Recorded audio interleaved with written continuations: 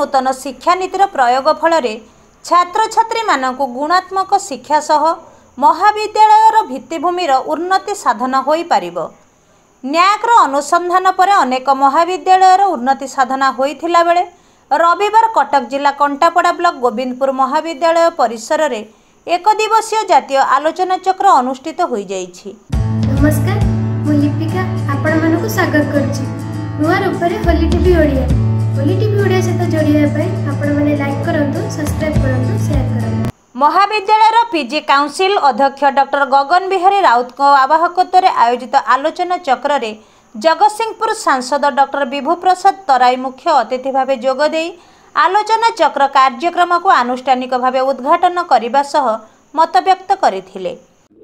सारा भारत वर्ष रे नुआ शिक्षा नीतिर प्रयोग पर वर्तमान को भली भाव रे नाक द्वारा विभिन्न कॉलेज तांकर भित्तिभूमि आरंभ करी तांकर गुणात्मक मान किभली भाव रे अछि ये समस्त कथा को विचार को नहीं किभली भाव रे नाक द्वारा अनुमोदित हब गोटे कॉलेज एवं जहा फल रे सी कॉलेज रो उत्तरोत्तर उन्नति रहिबो। एथिपाई आज गोटे कर्मशाला आयोजित होइथिला गोविंदपुर महाविद्यालय ठारे।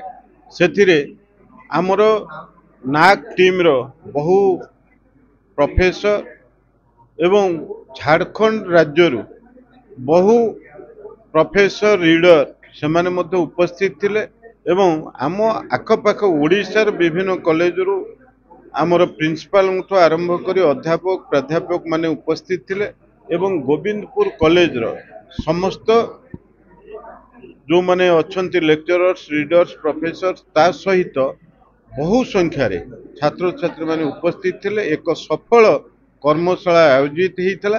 विशेष भाव में आमर गगन बाबू जे आर मुख्य नेतृत्व नहीं ये सफल भाव में ये कर्मशाला आयोजित होती एवं ये प्रथम सत्र सरिला पुणी द्वितीय थर पई आउ थरे आलोचना चक्र मध्य हब एवं बहु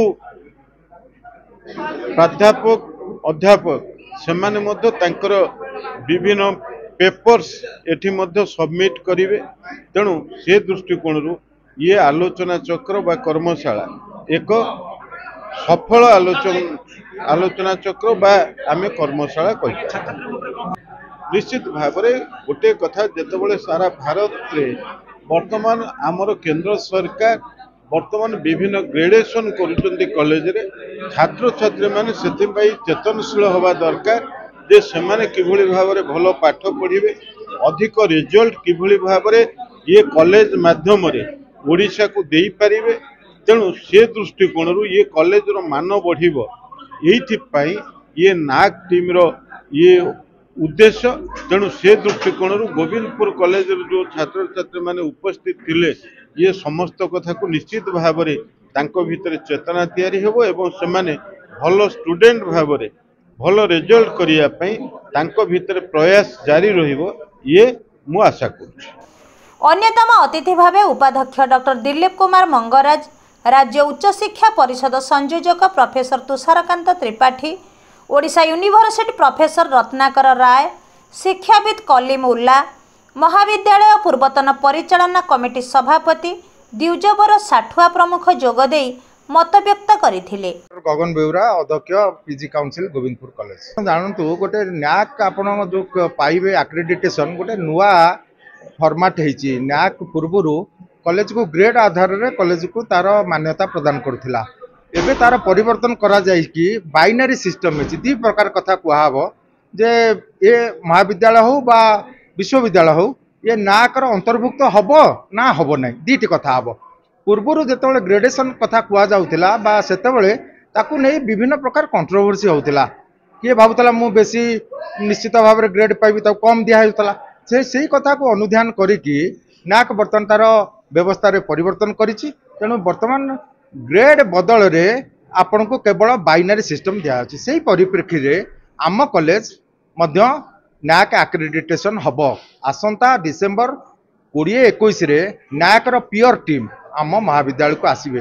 सेही परिप्रेक्षी रे आमे एठी गोटी एक दिवसीय आलोचना चक्र जातीय आलोचना चक्र एठी रखिथिलु जार विषय वस्तु थिला नाक जो नुआ व्यवस्था रे प्रदत्त करूची बाइनरी सिस्टम तार कौन व्यवस्था अच्छी से संपर्क में achievements of outcome based points in binary system by NAAC से आमर माननीय सांसद मुख्य अतिथि रूपे योगदान करथिले। प्रोफेसर तुषारकांत त्रिपाठी की नोट स्पीकर भाव में आम सहित आसी योगदान करथिले। दिलीप मंगराज जी अच्छे आक्रेडिटेशन जड़े एक्सपर्टाइज सी आसी आसीथिले। तांको गहणे ये आखपाख 40टी कॉलेज रु अध्यक्ष तांकर IQAC रिप्रेजेंटेटिव माने आसीथिले। अनेक विश्वविद्यालय रु अनेक प्रोफेसर आसीचंती। ये आज आलोचना जो एक दिवसीय आमर आलोचना चक्र न्याक उपरे थिला ये विशेष फलप्रद होईची। आर गोटे विस्तृत भाव में ये आलोचना चक्र आम 2टी सेसन में रखिलु। आम किभली भाव में आमको यहाँ उपादेय हम आम आ द्वारा कौन लाभ पाइबू आम तो अत्यंत आज खुशी माननीय सांसद महोदय से आमर शिक्षा नीति ठारू आरंभ कर न्यायकर व्यवस्था पर्यंत आज विस्तृत भाव में विवरणी प्रदान कले। आम प्रोफेसर तुषारकांत त्रिपाठी अन्यान्य जो बंधु मैंने निमंत्रित होकर आसते झारखंड 22टा कॉलेज रु आसी आज प्राध्यापक अध्यापक अध्यक्ष मैंने से मत व्यक्त रखिए द्वितीय सेसन रे। तेणु आज आम जो एक दिवसीय आलोचना चक्र रखी न्याक द्वारा प्रदत्त द्वैत जो डिग्री दिज्व ता विषय आज सफल होती। आपण मानकर आशा करूँ आपण मैंने जो 20-21 डिसेम्बर 2024 रे न्याकर पियर टीम जिते आम महाविद्यालय योगदान करेंगे से ये जो कर्मशाला दिनिकिया निश्चित भाव में आम सहयोग कर। ଏହି କାର୍ଯ୍ୟକ୍ରମରେ 30ଟି ମହାବିଦ୍ୟାଳୟର ପ୍ରତିନିଧି ଯୋଗ ଦେଇଥିଲା ବେଳେ ତନ୍ମଧ୍ୟରୁ ଝାଡ଼ଖଣ୍ଡର 14ଟି ମହାବିଦ୍ୟାଳୟ ପ୍ରତିନିଧି ଉପସ୍ଥିତ ଥିଲେ ବୋଲି ପ୍ରକାଶ କରାଯାଇଛି।